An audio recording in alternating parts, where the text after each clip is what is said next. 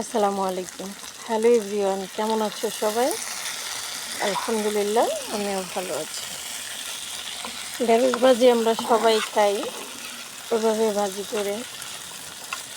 আজকে একটু ব্যতিক্রমভাবে ভাজিটা করতেছি। আলুটাকে আমি যেভাবে করে কাইটা দিচ্ছি, আর তার সঙ্গে বড় চিংড়ি মাছটা ছোটো ছোটো করে কাইটা ভাজিটার মধ্যে দিচ্ছি। এটাকে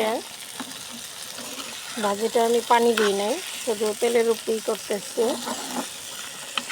যখন নাকি একটু হয়ে যাব তখন অল্প করে জালটাকে কমায় দেওয়া হবে। কমায় দিয়ে এই যে এইভাবে ভাজা ভাজা করতেছি।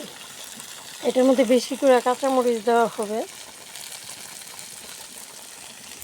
পিস কাঁচামরিচটা একটু বেশি করে দিয়ে তারপরে এই যেভাবে ভাজা ভাজা, যতটা ভাজা করা যায় ভাজিটা ততটা মজা।